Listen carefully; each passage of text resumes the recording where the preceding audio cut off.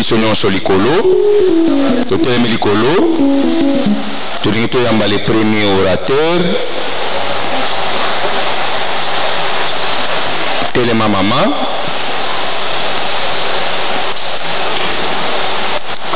orateur à liboso yende directeur ya école de ministère tango tozobenga le pasteur Kado Kabasele wana zopusana tozobetela Jésus maboko ya bien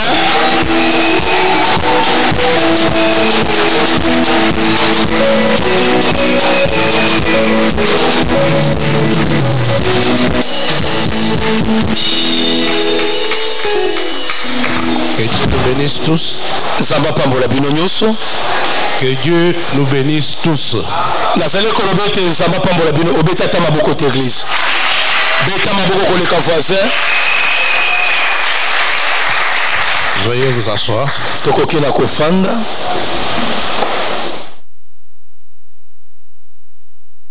Parler sur les sacerdoces. Et pesamela kinganzela na lobena wetali penza bonganga nzambe.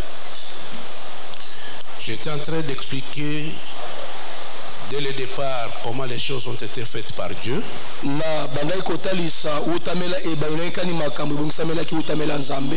Et de quelle manière le diable a pu séduire la femme. Et comment il y a eu un triple sentiment dans le cœur de l'homme après la chute. L'homme a essayé de couvrir sa nudité à sa manière. Mais quand Dieu vint, il a annoncé l'arrivée du Rédempteur. C'est le verset 15 de Genèse chapitre 3. talatala ya zomi na mitano ya Genèse mokapalangwa misato. Amen. Amen. Et Dieu, pour récupérer la situation,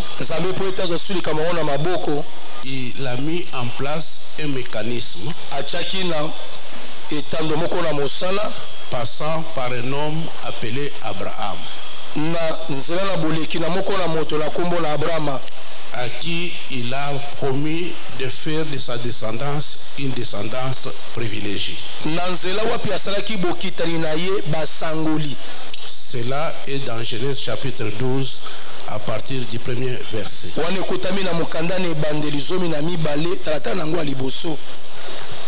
Il fallait à Abraham de faire confiance à ce que Dieu venait de lui dire et de quitter sa patrie. C'est ce que Dieu attendait de lui. Et c'est cela qu'on appelle l'obéissance ou la foi. Et Dieu a commencé à se constituer un peuple. Et nous savons de quelle manière ce peuple s'est retrouvé en Égypte.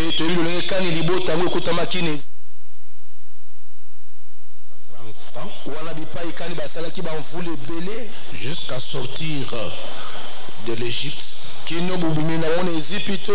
allant vers le désert. Si vous suivez bien ce que Dieu avait dit à Moïse, d'aller dire à Pharaon de laisser partir son peuple pour qu'il aille les servir. Toute délivrance a comme point de chute service de Dieu. Quand Dieu délivre, il attend un service. Maintenant, Israël se retrouve dans le désert. Comment pouvait-il servir le Dieu saint dans les conditions de péché?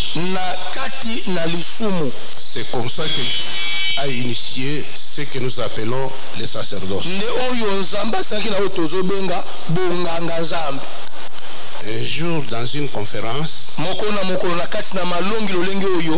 On a posé la question. Qu'est-ce que les sacerdoces? Il y avait des docteurs, des prophètes, des archibishops. Il y en a qui répondaient en disant les sacerdoces, c'est les sacerdoces. Mais c'est quoi? Expliquez-nous les sacerdoces. Tous nous sommes dans les sacerdoces, mais tous nous n'avons pas la même compréhension du sacerdoce. Ce n'est pas l'homme qui a initié les sacerdoces. C'est Dieu lui-même qui a initié les sacerdoces. À partir de ces objectifs, nous pouvons arriver à définir les sacerdoces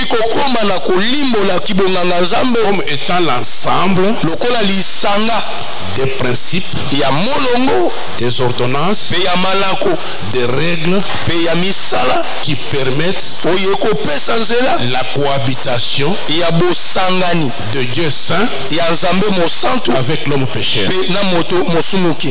Je reprends. Pour dire, à partir des objectifs de Dieu, il a initié les sacerdoces. Nous pouvons définir les sacerdoces comme étant l'ensemble des principes, des règles, des normes, des ordonnances qui permettent la cohabitation de Dieu saint avec le peuple pécheur. Il leur avait dit, vous serez mon peuple, je serai votre Dieu, je marcherai au milieu de vous. Alors comment marcher au milieu d'un peuple qui n'est pas saint? Voilà pourquoi il a initié les sacerdotes. Est-ce que vous êtes là? Amen, amen. Amen, amen. Amen. C'est ça l'explication du sacerdoce. Les sacerdoces dans les déserts s'exerçaient dans les tabernacles. Les sacerdoces dans les déserts s'exerçaient dans les tabernacles.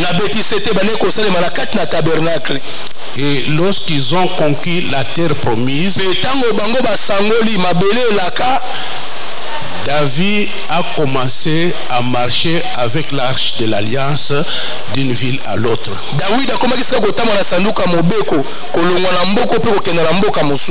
Jusqu'au moment où le temple de Salomon fut construit. Alors les sacerdoces commençaient à s'exercer dans le temple de Salomon.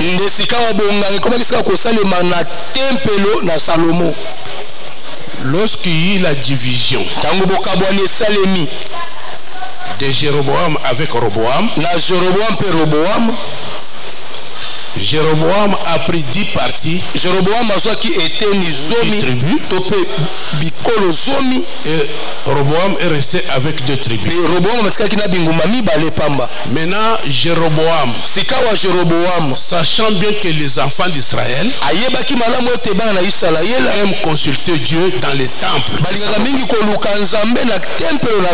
Or, le temple de Salomon était resté avec Roboam à Jérusalem. Lui s'est retrouvé avec Israël, capitale Samarie. Maintenant, laissez les enfants d'Israël aller à Jérusalem pour adorer le Seigneur. Il a calculé les risques que ces gens peuvent retourner et créer des problèmes. C'est comme ça ils ont commencé à invoquer Dieu sur des montagnes. Est-ce que vous comprenez? Amen, amen. Amen. C'est ce que la femme samaritaine dira à Jésus. Vous priez à Jérusalem, sur les montagnes. Mais Jésus lui dira, revenu, vous s'en sera ni à Jérusalem, ni sur les montagnes,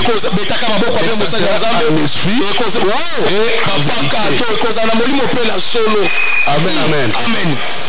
Aller prier sur des montagnes, ce n'est pas un péché. Venir ici, mais prier le Seigneur en esprit et donc les sacerdoces n'est plus imposé dans les temples. Parce que tout croyant devient le temple du Saint-Esprit.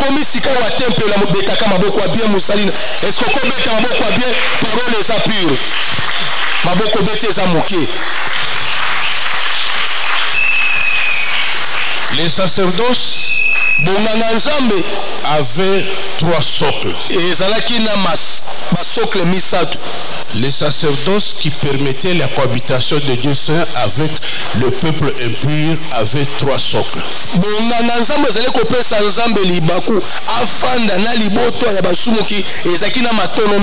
Le premier socle, c'était l'autel.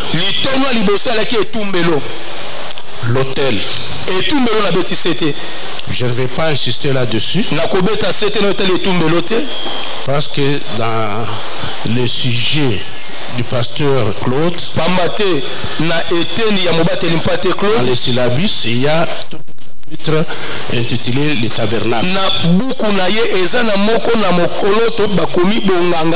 Il a donné les détails sur chaque partie. Ici, je voudrais tout simplement vous dire que les sacerdoces s'est basé sur 3 socles. Le premier socle, c'était il y avait des autels. Le premier autel, c'était l'autel des sacrifices ou des holocaustes. C'est là où on présentait les sacrifices. Parce que pour accéder dans les lieux saints, il fallait d'abord qu'il y ait une vie livrée. On livrait la vie. La vie se trouve dans le sang. Alléluia. Amen. Alors c'était ça l'autel des sacrifices. Le deuxième autel, c'était l'autel de parfum, qui se trouvait entre les lieux saints et les lieux très saints. L'autel de parfum était dans le lieu saint, devant le lieu très saint. Par l'autel de parfum, on voit l'état d'âme de l'adorateur.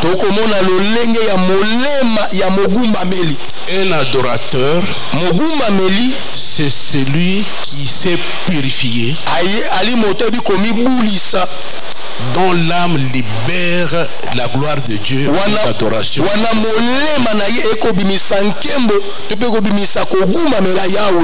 L'autel de parfum consiste à adorer le seul vrai Dieu.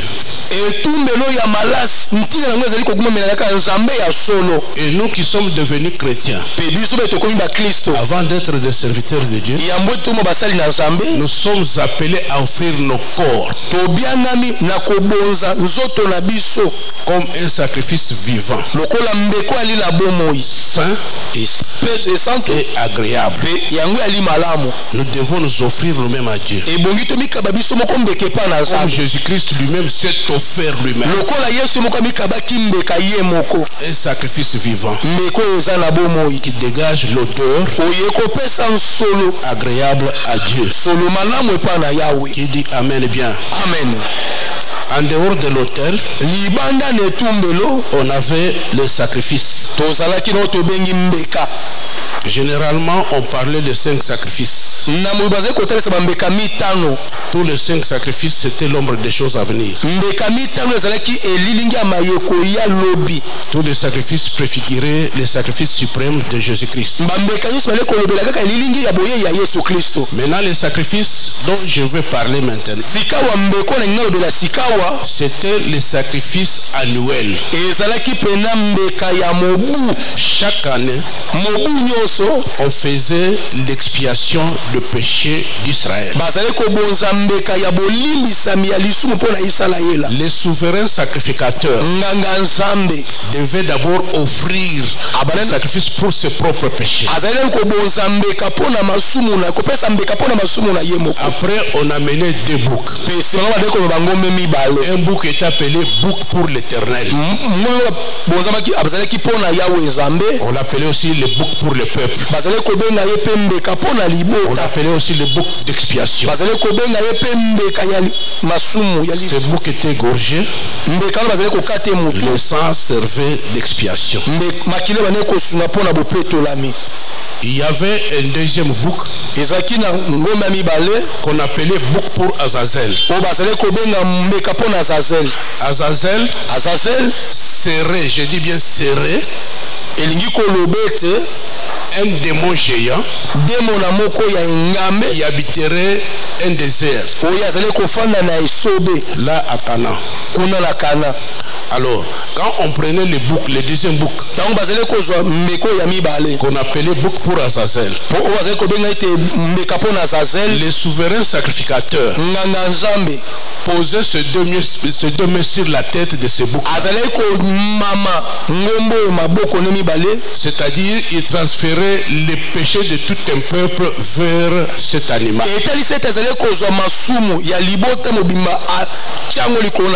C'est pour cela j'ai toujours eu la pensée de dire aux gens, ne donnez pas votre tête à n'importe qui pour l'imposition. Parce que dans l'imposition de main, il y a un transfert. Vous donnez la tête à un impudique, il vous transmettra à l'impudique. À un voleur, il va transmettre le vol. Je l'ai dit et je continue. Amen, amen. Alors on transférait les péchés vers la bête. Et ce bouc à quelqu'un qui était chargé de les conduire dans ce désert. Il allait avec ce bouc le laisser dans le désert. Les sources, c'est peut-être la mort ou quoi, on ne sait pas. Donc le bouc était éloigné. Il était dans la solitude. Et là, il mourait avec tous les péchés. Alors il était là. Or, quand nous lisons dans Marc chapitre 15, verset 33 au verset 34, la Bible nous dit qu'à 15 heures, quand Jésus était sur la croix, il a crié, mon Père, mon Père, pourquoi m'as-tu abandonné? C'est à ce moment-là que Jésus avait été abandonné comme ce bouc. La Bible dit que le châtiment qui nous donne la paix est tombé sur lui. Donc Dieu l'a vu comme pécheur parce que lui a pris la place de l'homme pécheur. Il devait subir maintenant la peine réservée aux pécheurs. Alors Jésus a senti cela. Dieu l'a laissé. Il devait subir. C'est qu'on dit le salaire du péché, c'est la mort. Là, je voudrais ouvrir une parenthèse pour dire Dieu agit toujours par Jésus-Christ. Parce que seul Jésus-Christ a répondu ou a accompli toutes les exigences de Dieu. Et si dans d'autres temps Dieu nous parlait par des prophètes, ce dernier temps Dieu nous parle par son Fils. Dieu ne va pas nous envoyer un troisième Adam. Il ne va pas nous envoyer notre patriarche. Il ne va pas nous envoyer notre sauveur. Le seul sauveur, c'est Jésus-Christ. Dieu a dit du haut des cieux, celui-ci est mon fils bien-aimé, en qui j'ai mis toute mon affection. Écoutez-le. Vous voulez servir le Seigneur? Écoutez Jésus-Christ. Jésus-Christ, c'est la parole. Jésus-Christ, ce n'est pas les fables, les corbeaux, les renards. Jésus-Christ, c'est la parole. Qui dit Amen bien? Amen. Qui dit Amen fort?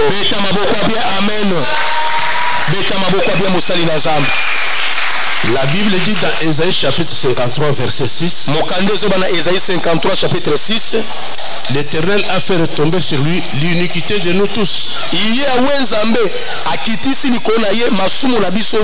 Alors Jésus-Christ, le pasteur François l'a déjà dit, il est souverain sacrificateur. Il est roi, il est prophète. Or il y avait trois sortes d'onction: prophète, roi, sacrificateur. Le tout en Jésus-Christ. C'est lui qui a reçu l'onction sans mesure. Nous tous ici, c'est avec mesure. Est-ce que nous comprenons? Alléluia. Amen. Pourquoi il est appelé souverain sacrificateur? Il est souverain sacrificateur selon l'ordre de Melchisedec. Or, Melchisedec n'a ni commencement ni fin. Il est le roi de Salem. Alléluia. Amen. Donc, il est sacrificateur selon l'ordre divin.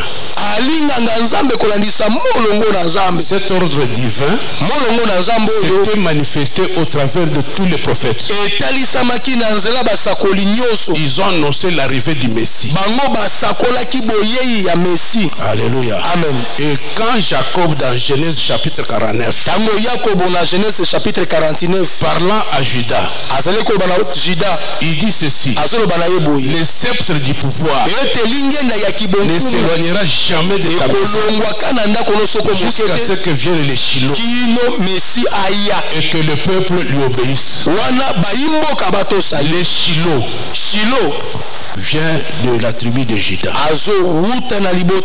Or la tribu de Juda tenait le sceptre du pouvoir. La royauté appartenait à Juda. Alléluia. Amen. Voilà pourquoi Jésus est appelé les rois. S'il est le roi, il n'est pas roi comme tout le monde. Il est le roi des rois.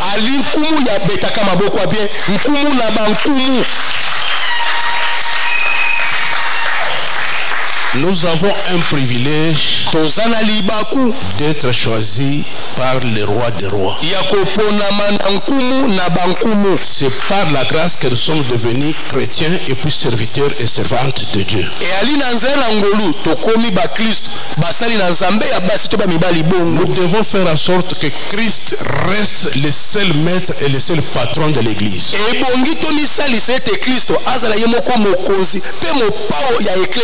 Tout ce que nous avons comme don, tout ce que nous avons comme bien, ça vient de lui.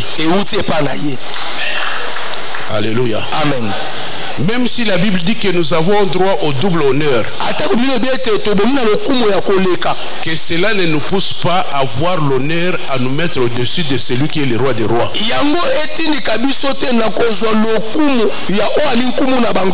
Qui dit amen bien? Amen. Qui dit amen fort? Amen. Le troisième socle, c'était les sacrificateurs. Un, l'autel. Deux, les sacrifices. Qui était appelé aussi prêtre. Alléluia. Amen. Les sacrificateurs étaient avant tout ressortissants d'Israël. De deux, issus de la tribu de Lévi, qui signifie attachement. Et maintenant être aussi de la famille d'Aaron.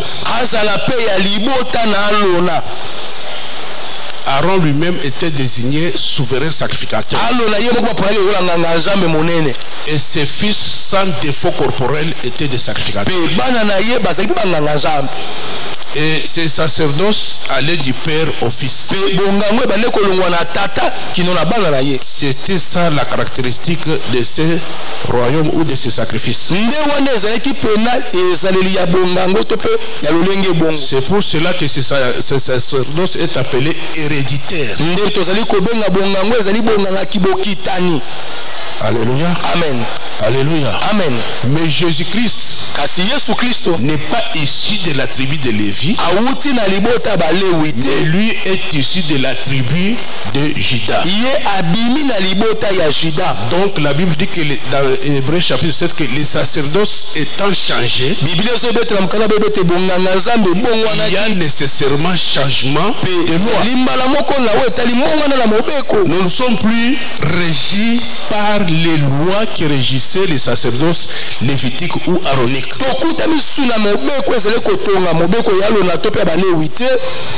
Alléluia. Amen. Nous sommes maintenant dans les sacerdoces royales. Qu'est-ce qui se passe dans les sacerdoces royales? Ephésiens 4. Verset 10 jusqu'au verset 16.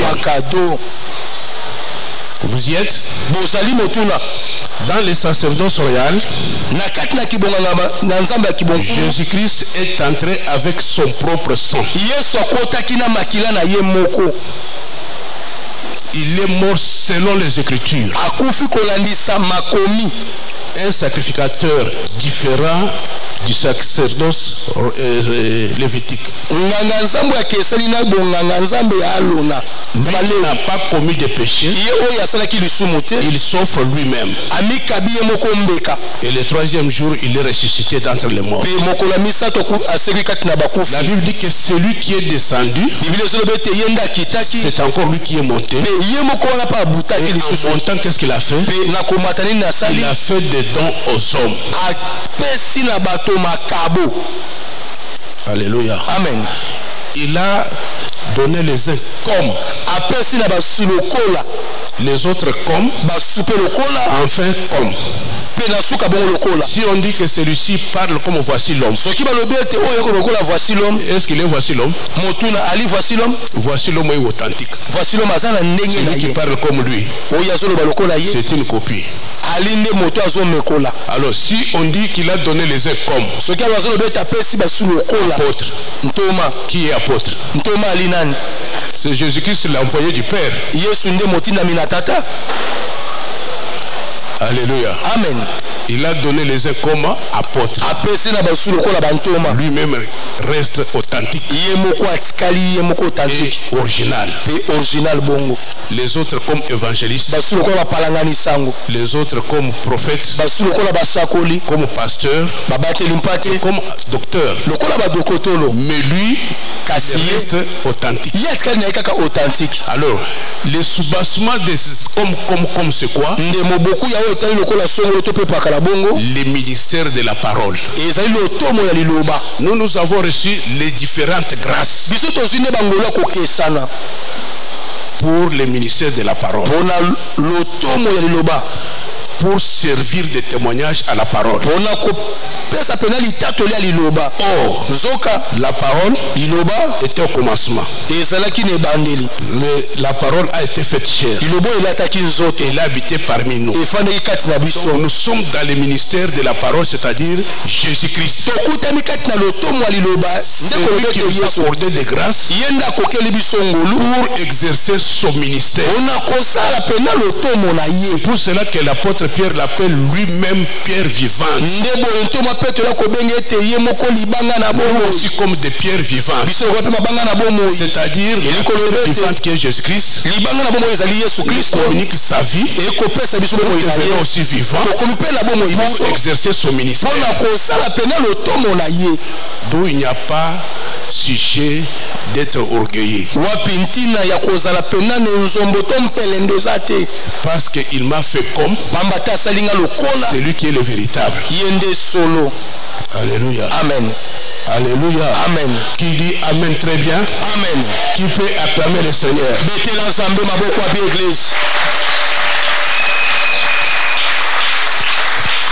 Alors il a fait des dons. Et nous tous qui croyons en Jésus-Christ, d'office nous sommes des princes dans les royaumes. Avec comme mission de témoigner Christ. Si le rassemblement de ton église n'a pas comme point d'achèvement la gloire de Christ, ça c'est ton ligablo, ça c'est ton affaire.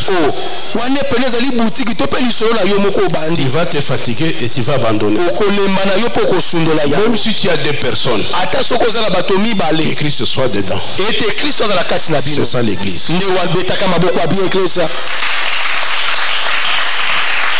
Il y a des gens qui trouvent que pour gagner la vie, il faut faire l'église. Mais si Christ n'est pas là, ce n'est pas l'église. Oui. Pasteur Moko Lubumbashi, dans une conférence, on nous a raconté une histoire. Il y a un pasteur qui avait monté une église. A soma ba instrument a salima kamunyo a bandi côté y a rien a benga ba yimbi ya Kishasa rien makambo zoto sate mwana mai mukuru swala mwika ba bayaya boro ekoya kubumanga pamba ambo boro kiranga mutumo kwa sombango papa kado il a vendu boro ilingage bomaye papa soki yesu azana katite boro wane kubomayo kana yo tekango kaka bawo bazana yesu baya kokota amen nana lobi amen a bien amen nana lobi amen ya amen papa kado alléluia amen. Alors je disais que les sacerdoces lévitiques étaient héréditaires du père au fils. À la mort du souverain sacrificateur, c'est son fils qui prenait la place. Dans les sacerdoces royales, Dieu a fait des dons aux hommes. Là je voudrais lever les incompréhensions. Est-ce que l'enfant du pasteur peut devenir aussi pasteur?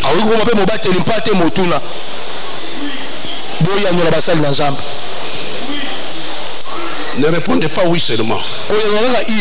Moi je dirais oui si il a l'appel. S'il a l'appel d'être pasteur ou prophète, pour avoir l'appel, il faut d'abord être né de nouveau. Être né à la chair. Non. Né par la parole. J'ai mal parlé. Mais regarde ton voisin, pourquoi il se fâche? Il y a un problème.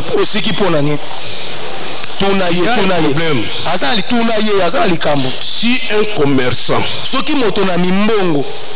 il travaille avec son fils commerce. Dans les commerces, tout le monde est en train de les louer. Voilà, il a formé ses fils. Si un cordonnier travaille avec ses enfants, cordonnier, ça va. Dans ces pays, on avait des Portugais avec des magasins. Dans chaque magasin d'un Portugais, le vendeur c'est toujours son fils. Là on acclame. Maintenant quand un enfant d'un pasteur devient aussi pasteur, on crie scandale. Quand il est impudique, regardez les enfants du pasteur. Quel exemple. Alors les pasteurs avaient peur d'utiliser leurs fils biologiques qui sont nés de nouveau comme serviteurs parce que les gens vont parler.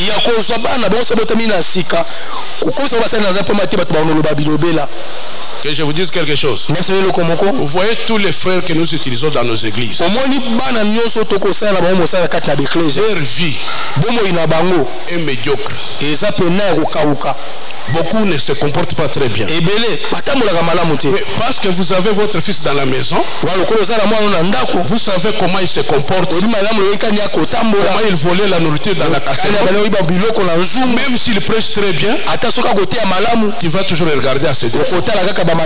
C'est ça l'erreur que nous commettons.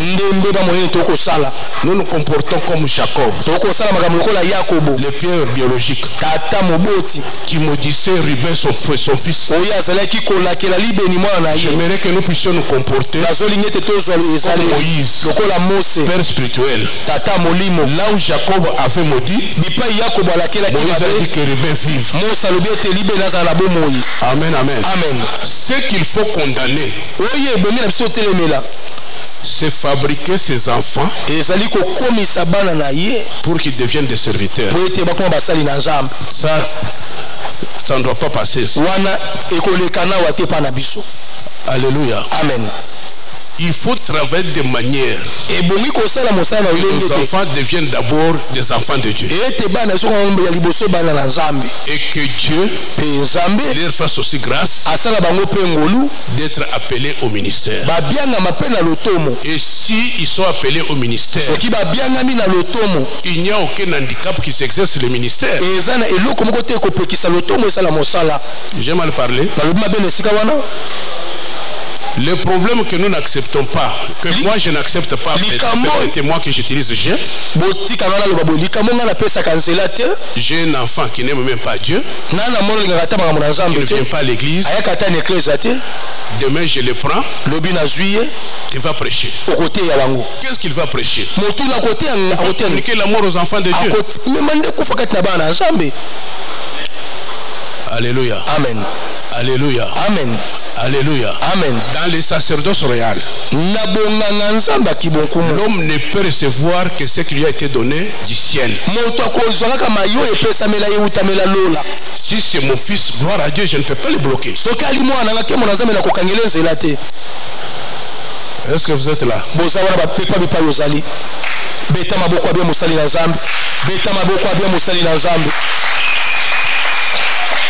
Amen, amen. Amen. Alors cela me pousse maintenant à parler du Père et du Fils. C'est là où il y a beaucoup de problèmes. À des moments, le Père exige au Fils ce qu'eux n'ont jamais fait. Papa Kadouf, Yebisabiso. Alléluia. Amen. Alléluia. Amen. Qui est d'abord un père spirituel? Un père spirituel, c'est celui qui a engendré dans la foi.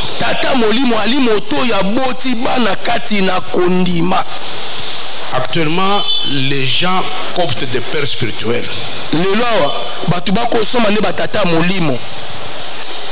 Ils cherchent ceux qui ont déjà émergé pour le coopter comme père spirituel. Il devient père spirituel. Il t'a engendré quand? Qu'est-ce qu'il a fait dans ton ministère?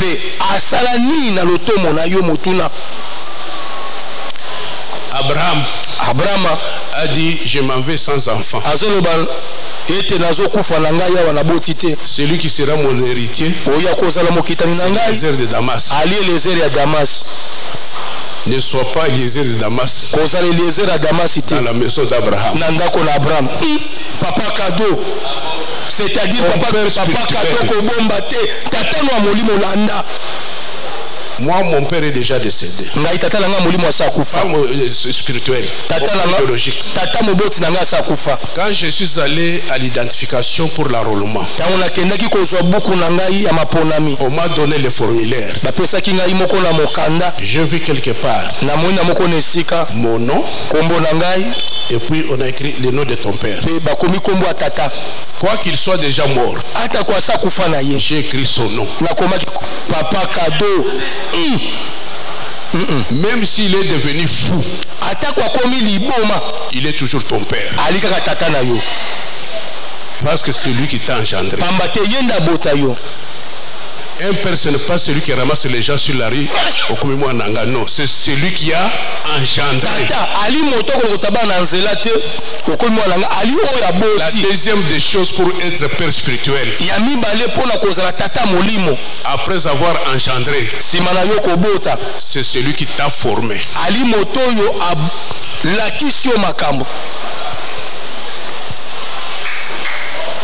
S'il t'a formé, il doit t'équiper.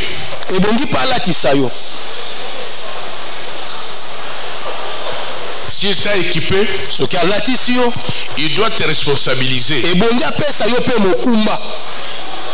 S'il t'a responsabilisé, il doit t'utiliser. C'est celui-là qu'on appelle père spirituel. Ma père spirituel mususu balukaka bana koluka aboni boyo François Kazadi azote bien. Ah papa yo comme moi nanga molimu ngande mutu na botaki oh na makasi ngai Kazadi yo mutu botaki ngai au bosani quand on priait ensemble à Bethel quand on s'agit à Bethel est-ce que yo mutu banda côté yangai même l'intercession la kisaki ngande nga ko intercéder. Pour être père spirituel, là je m'adresse à nous tous qui sommes des pères spirituels et à vous qui serez aussi des pères spirituels. Pour être père spirituel, même ceux qui se disent père du réveil,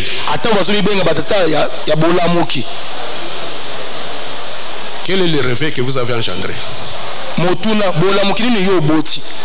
Vous avez des problèmes tout le temps au parquet avec des gens. Vous êtes dans des escroqueries. C'est ça le réveil. Non, pour être père spirituel, il faut créer le réveil et se maintenir dans le réveil. Il faut être père spirituel. C'est quoi? Engendrer. 2. Former. 3. Équiper. 4. 5. Maintenant, pose-toi la question. Celui qui veut être ton père spirituel, est-ce qu'il a compris ces 5 verbes-là?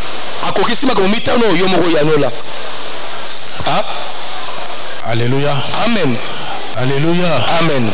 Un père spirituel, c'est celui qui s'investit dans les fils.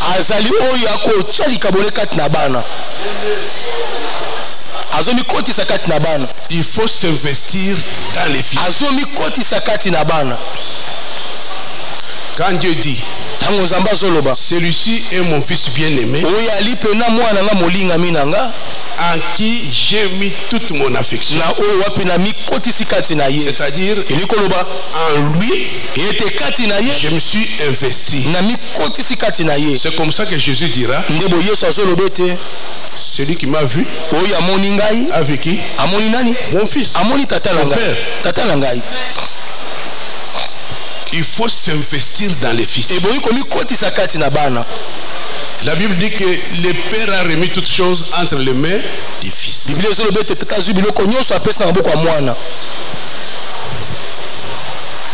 Alléluia. Amen. Alléluia. Amen. La Bible dit encore, ce n'est pas aux enfants d'amasser pour le Père.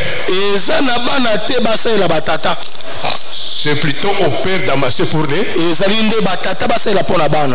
Je n'ai rien dit. Mais toi, tu as compris quelque chose. Est-ce que tu peux acclamer les rois des rois?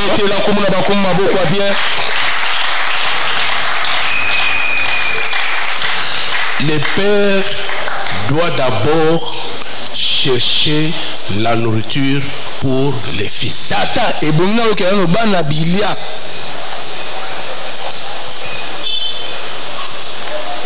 Les enfants d'Israël, lorsqu'ils sont arrivés en Égypte, Pharaon leur a posé la question: quelle est votre occupation? Ils ont dit ceci: tes serviteurs sont bergers, mettez les repères. Si nous sommes venus ici, c'est parce que chez nous, il n'y a pas de pâturage pour les brebis. Donc ils étaient venus en Égypte chercher les pâturages pour les brebis.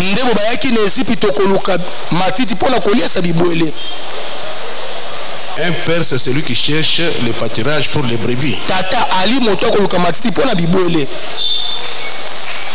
Il faut chercher à connaître la parole de Dieu. Il faut apprendre.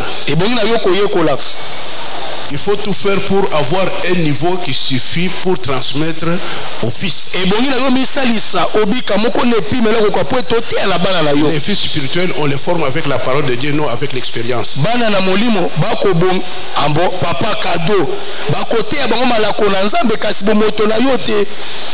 L'expérience peut venir en appui. Mais c'est la parole de Dieu qui forme. Il faut chercher la parole de Dieu. Qui dit Amen bien? Amen.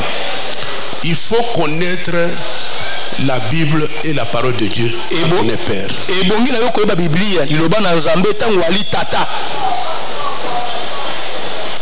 La Bible elle-même est subdivisée en deux grandes parties. De Genèse à Malachie, Ancienne Alliance, et de Matthieu à Apocalypse, Nouvelle Alliance. Amen. Amen.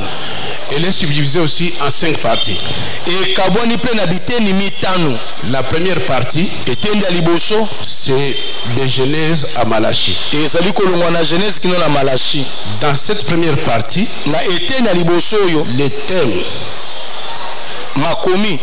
le thème ou l'objectif, c'est la préparation de l'arrivée du Messie. Tout l'Ancien Testament parle de l'arrivée du Messie. La préparation de la rédemption. C'est pour cela qu'on dit que c'est l'ombre des choses à venir. Lorsque l'apôtre dit à Tite, chapitre 2, verset 11, la grâce de Dieu, source de salut pour tous les hommes, a été manifestée. La grâce de Dieu, c'est Jésus-Christ. Elle s'est manifestée quand? Matthieu, Marc, Luc et Jean. C'est la manifestation de la rédemption. Papa cadeau. Vous êtes là? La manifestation de la rédemption, c'est la deuxième partie.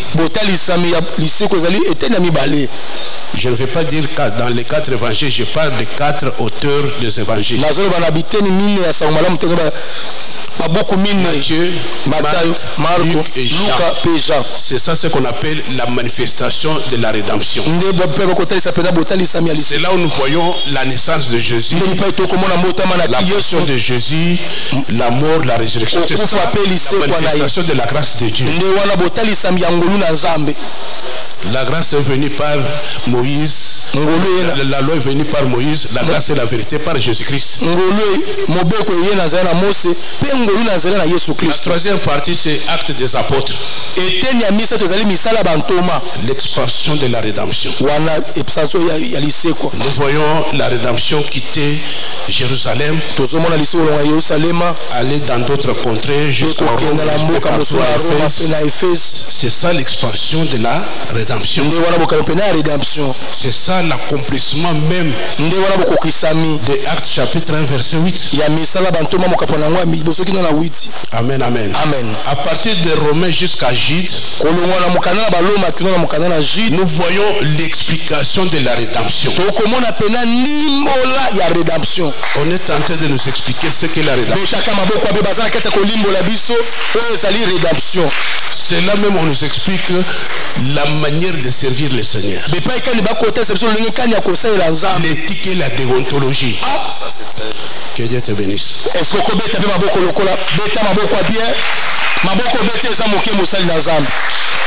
La déontologie et l'éthique.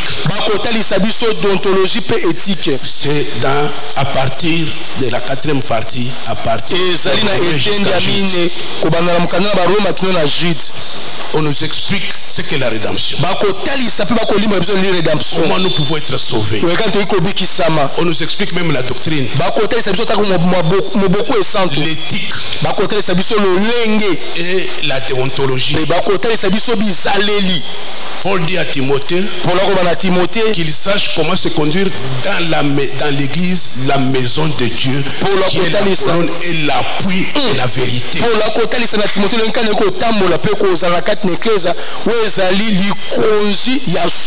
La conduite d'un homme de Dieu, la conduite d'une servante de Dieu. C'est ça l'éthique. La manière de faire des choses. Qu'est-ce qu'on te recommande? Servir Dieu, c'est maîtriser les instructions de Dieu. On dit que l'athlète n'est couronné que s'il a combattu selon les règles.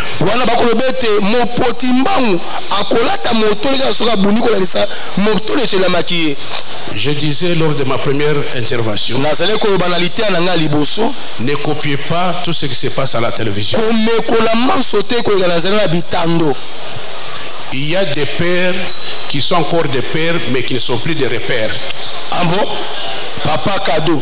Et alina batata, batata kasibali subandakisa te. Alléluia. Amen. Alléluia. Amen.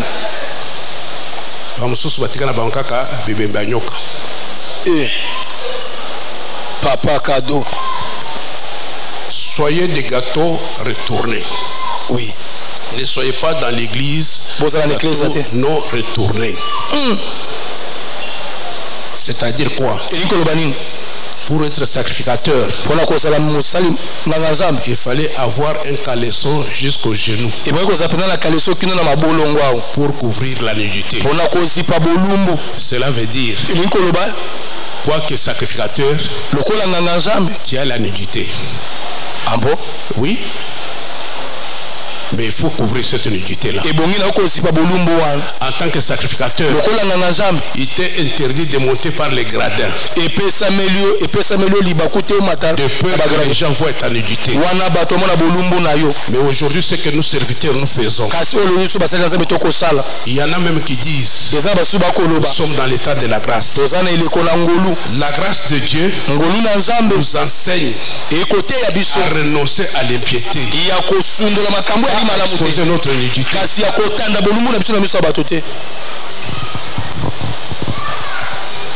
La génération montante, vous avez la grâce à sécuriser. Alléluia. Amen. Alléluia. Amen. Alléluia. Amen. Soyez parmi les 7000 que Dieu se réserve. Maintenant, je vais parler du Fils. Alléluia. Amen. Un fils. Moana. Et fils. Ali moana. Disciple. Ali moyekoli. Tu dois d'abord être disciple au pied d'un père.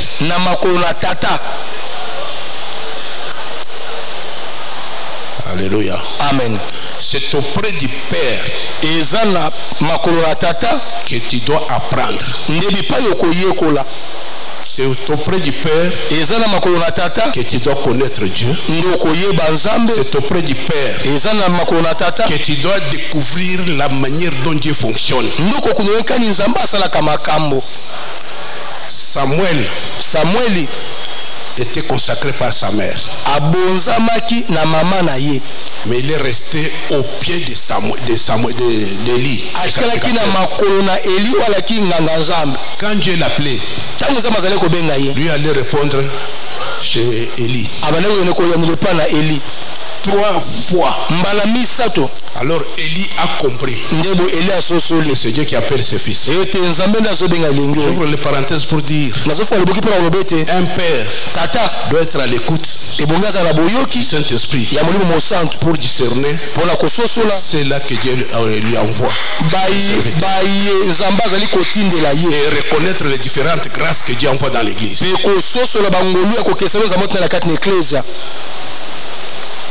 Toi aussi, même si le père t'étouffe, ce n'est pas grave. Tout don parfait, toute grâce excellente descend d'en haut. Ce que toi tu dois faire, que la verge pousse, que le ministère crie, le père ne saura pas l'étouffer. Parce que ce qui vient de Dieu est déjà écrit pour toi. Amen, amen. Amen. Alors un fils, c'est celui qui reste longtemps au pied du père. Si vous voyez un véhicule entrer dans une station, 2 secondes le véhicule part. Il a pris peut-être 1 litre. Il ne pourra pas faire 10 km. Mais le véhicule qui reste longtemps à la station, plein pour aller plus loin. Tu veux aller loin le ministère. Longtemps au pied.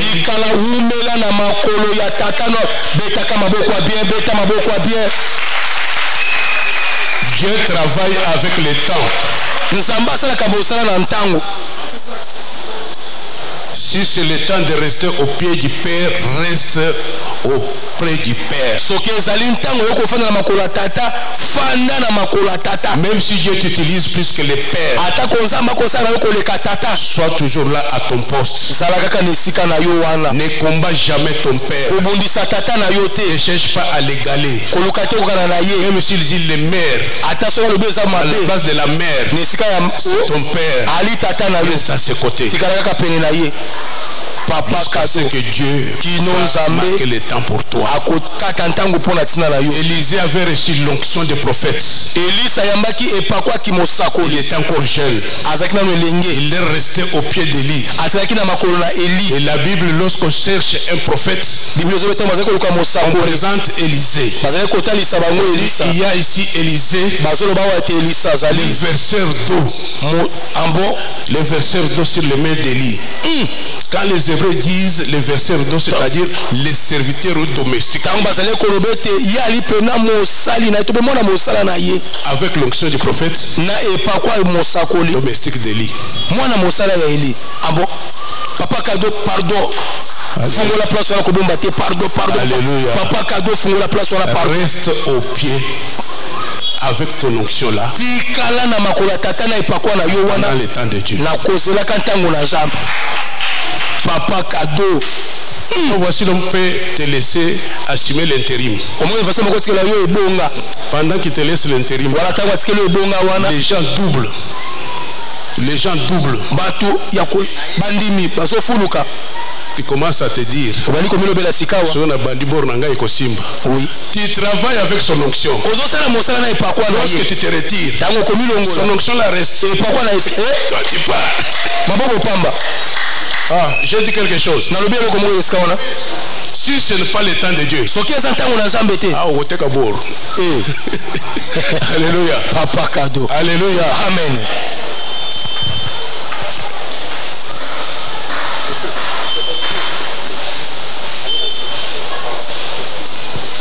Amen. Amen. Alors je vais rapidement. On me laisse continuer. Je ne sais même pas quand est-ce que je vais terminer pour le deuxième, tout ça. Bon, j'en profite aussi. Après, on dit l'erreur profite au client. Oui, oui. Amen, amen. Amen. Un fils est une béquille pour le père. Ali béquille pour la tata. La béquille sert d'appui à celui qui est faible. Chaque père a ses faiblesses. Moïse avait ses faiblesses. Et Dieu lui avait envoyé Aaron. Si tu es fils, sache que Dieu t'a envoyé à côté de ce père-là comme béquille. Il doit s'appuyer sur toi. Peut-être il n'a pas fait le droit. Lorsque les problèmes juridiques de l'église vont se présenter, il va s'appuyer sur toi. Un fils en tant que béquille, il ne critique jamais son père, même dans son sommeil.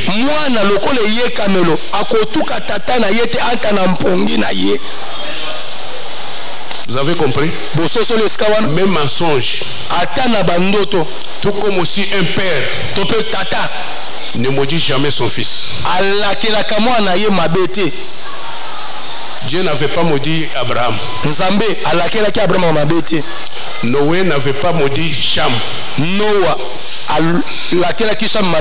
a maudit les petits-fils. Qu'est-ce que les petits-fils avaient fait? Mon fils, c'est mon sang. Papa cadeau. Un fils ne critique jamais son père, même en sommeil. Même s'il est devenu fou. Un jour, on était dans une veillée de prière. On a prié vers 5 h du matin. J'ai donné un sujet de prière, c'est sur l'avenue Lucando numéro 27. J'ai donné un sujet de prière. Faisons maintenant la prière pour que tous les sorciers qui avaient échappé à notre contrôle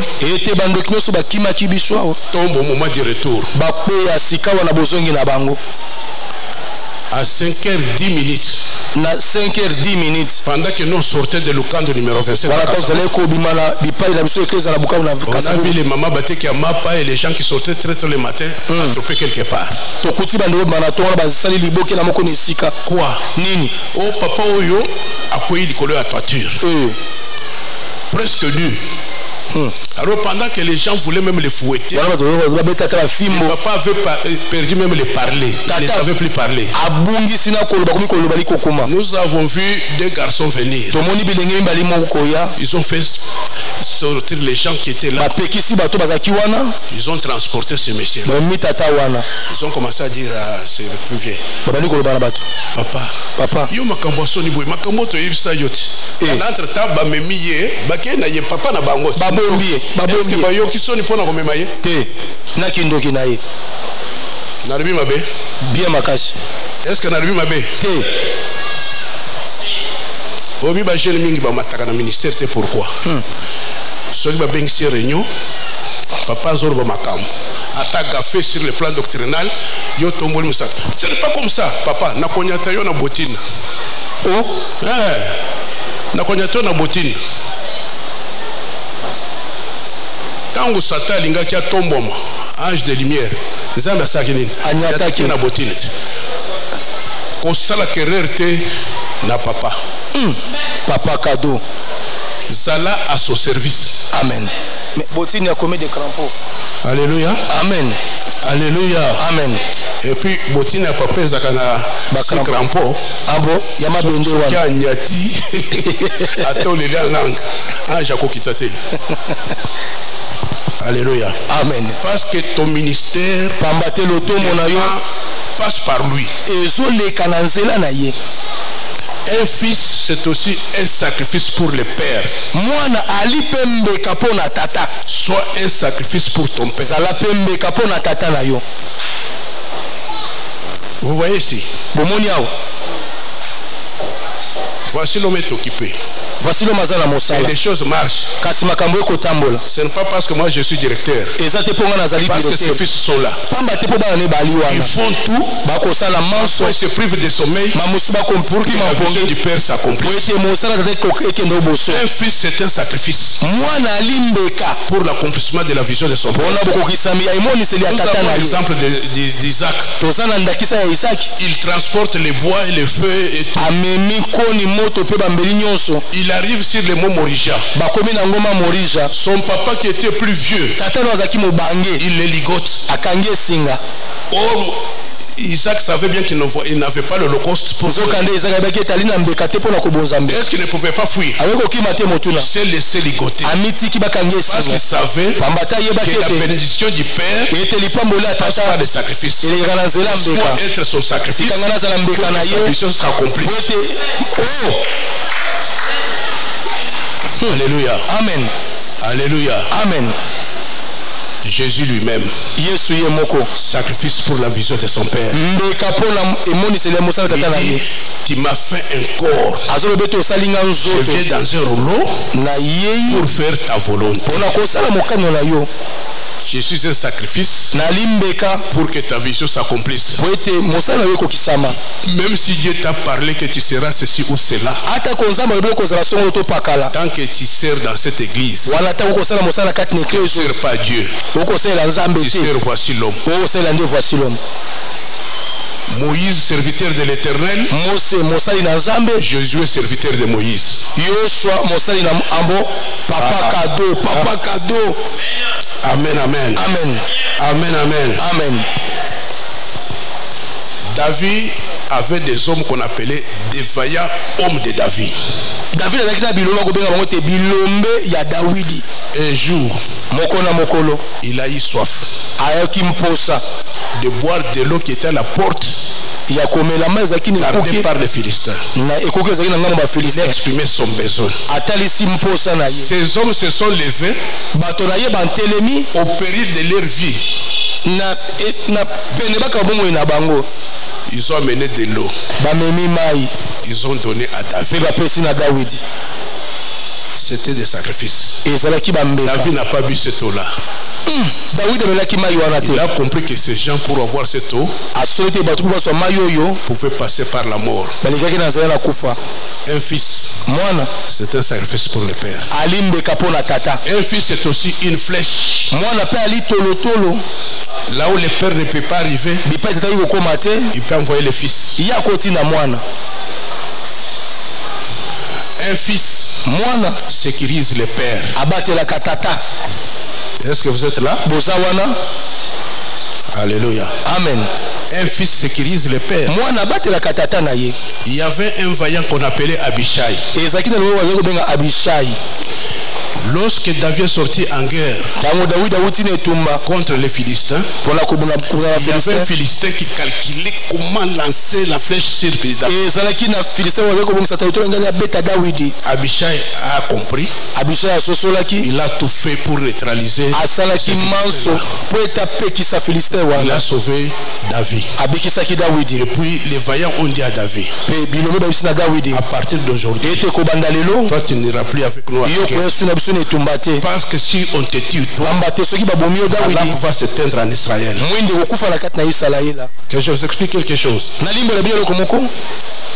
Je donne l'exemple de voici l'homme parce que nous sommes chez lui. À supposer que voici l'homme est ici en train de prêcher. Il y a des bandits qui entrent pour venir l'attaquer. qui doivent défendre Voici l'homme. Ils vont terminer avec ce monsieur-là là-bas. Attendez, oh, ma frère, il va comme beta bato. Beta yo poto sécuriser leader na biso. Ah bon? Papa cadeau, oui. Ata boke ko funda beaucoup funda leader te, beaucoup funda kaka ba frère moko boy. Ta leader pe akoya, bona kisanga bango. Est-ce que bakomona bango? Bazate. Mais yo au lieu sécuriser leader ou bien sécuriser papa, yo ndo zo tekaye.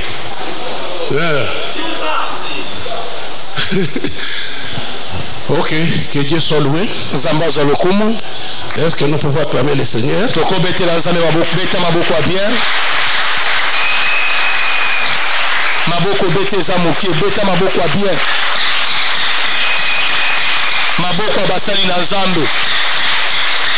C'est pour cela. Si tu es père, tu as eu des problèmes avec les fils, nous te recommandons de pardonner. Tu es aussi fils, tu as des problèmes avec les pères, cherche à arranger. Ce que tu sèmes, c'est ce que tu vas récolter. En tant qu'enfant de Dieu, apprenons à maintenir de bonnes relations. Tout dépend de nous. Dans la Bible, Roboam s'arrangeait pour aller attaquer Roboam. Pour attaquer Jéroboam. Ne fais pas cela. Ce qui est arrivé, c'est moi qui l'ai permis. Ce sont ses frères. Nous sommes tous des frères. Même s'il y a des incompréhensions, nous devons nous pardonner. Et nous qui sommes autour des leaders, aidons les leaders à se réconcilier et à avancer. Souvent, ceux qui sont autour du leader, ce sont ceux qui attisent le feu. Ce n'est pas bon. Ce n'est pas bon. On nous a prêché ici l'unité. Alléluia. Amen. Se diviser, ce n'est pas un problème. Presque beaucoup d'églises sont sorties des Zambé Malamu.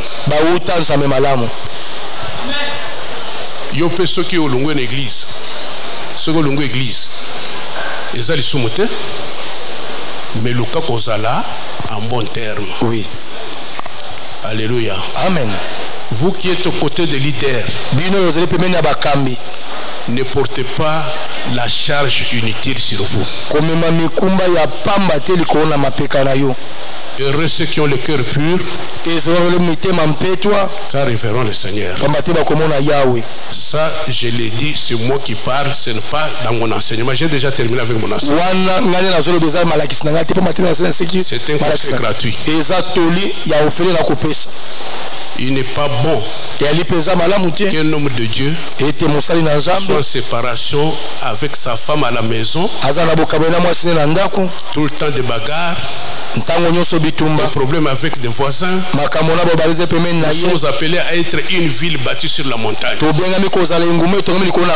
J'ai parlé de ceux qui font la politique. Nous devons être des modèles. Nous savons comment nous sommes salués par ceux-là qui vont à la présidence. Avec des fausses prophéties. Mais ces prophéties-là, et la manière même de les transmettre, ça n'honore pas les serviteurs de Dieu. Quand on sort l'argent pour organiser même des manifestations, et les églises qu'on sort, de quelle manière on utilise cet argent. Et le chef est au courant. Quel crédit nous pouvons encore avoir auprès des politiciens? Maintenant que vous décidez d'entrer dans la politique, est-ce que vous allez sortir sain et sauf? Et où est la gloire de Dieu? Si vous voulez faire de la politique, c'est votre droit. Mais pensez à la gloire de Dieu. En politique, il y a des trucs, il y a des ruses. Il y a des mensonges. Alléluia. Amen. quand on donne les conseils aux enfants d'un vivant, il faut que les enfants du mort puissent aussi en profiter. C'est-à-dire,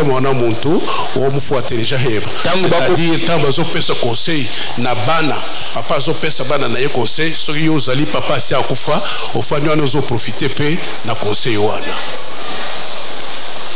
Oui, comme il est connu bana na Nzambe. Oui. Ba oyo bakotaka na parlement awa.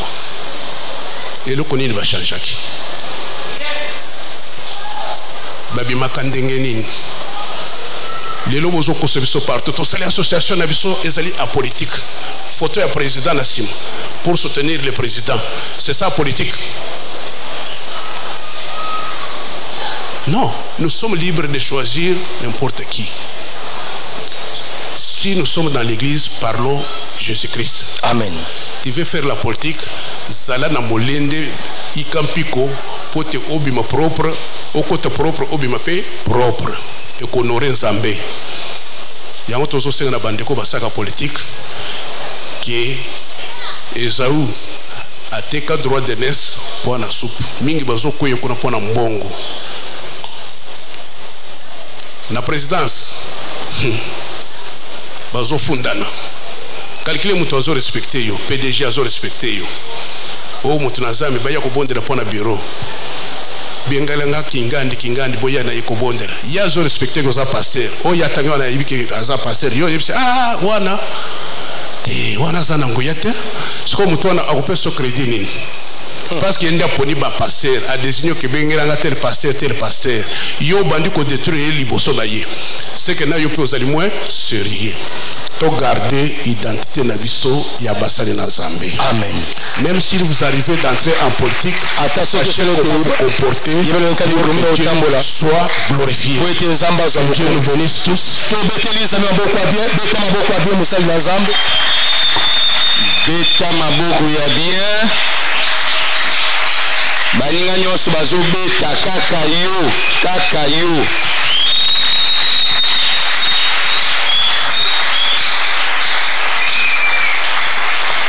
Zamba pambola pasteur Kado, telema mukeli koloto sambela, telema. Servir Dieu, c'est maîtriser les instructions de Dieu.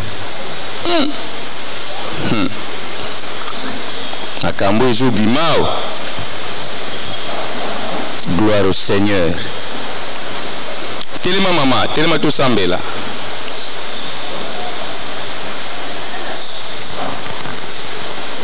Regardez, toutes les instructions de Dieu sont contenues dans sa parole. Et pasteur Kado Azobakisake tokoki lisusu kobikate kolandisa mibeko ya sacerdoce aronique, parce que nous sommes du sacerdoce royal. Oko bika lisusu te kolandisa kutima famille na bino, kolandisa bukoko ya libota na bino. Kozo salela Nzambe mena ndinga bukoko. Non. Ba loi wana ya sacerdoce aronique, biso ya sacerdoce royal toko fuka melango te. Exécuter, fait, frapper, fait. Les sacerdoces étant changés, il y a nécessairement changement de loi. Loi nyonso zalaka na liboto bimela. Ya ke bino moko salela Nzambe ya solo te. Boko za na deux pieds dans l'évangile te. Bino foko simaka bonganga. Atolo salela Nzambe mobakisi na kisi. Moto na Nzambe kita. Mwana ezika. Retumama. Ah, c'est la prière.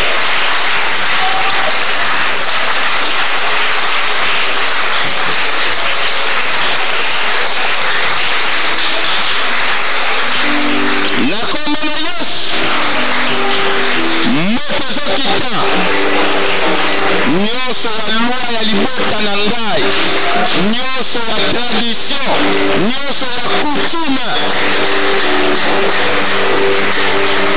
Wakwala loi nyonso chamba na musisa na nga yake bato bakovandisama na sene doctrine te na tetu yango lo nyonso ezalaka na fami na ngai yake foto suka na kosimba kisi au nom de Jésus na kosimba kisi te na kosimba kisi te.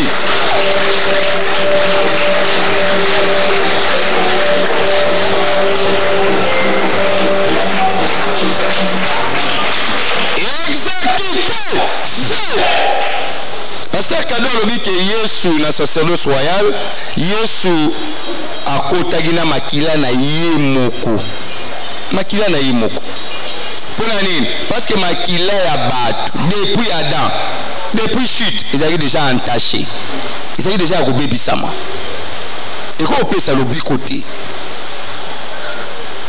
C'est pourquoi on koloba un jour que les princes de ce monde viennent vers moi, mais il n'y a rien de lui en moi. C'est-à-dire, makilo nga nazanango, ils sont redevables pas na été. Mais makilo yo nanga tout ça nango, redevable na famille to bimela. C'est pourquoi travailler comme makila mon frère. Sinon to komata, makila wane bendio, et bendio. Moi je suis un homme de Dieu puissant, mais le lot n'est pas Pasteur Kado à lobby, père mais sans repère. Aboumi si repère. Ou y'a koboumi sa repère, le colo ya makila. Bela na nzambe na makila na wana. Nyonso tu ya réclamation. Ah, Ezeka. Yetu mama.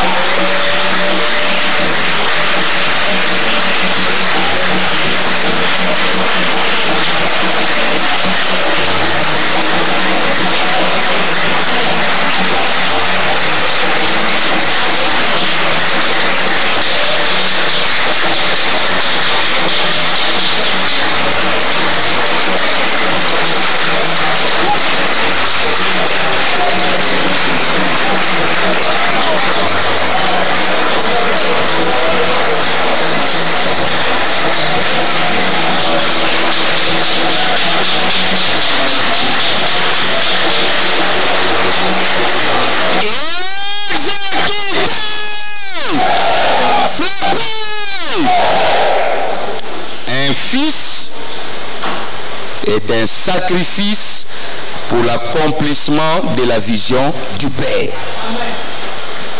Il est un sacrifice pour l'accomplissement de la vision du Père. Est-ce que ça a mutu moko pe na tongo alelo ako sacrifier pe mbongo na ye pour soutenir cette œuvre? Est-ce que mutu anazali? Silence, calme olympien. Je vois place Vanda.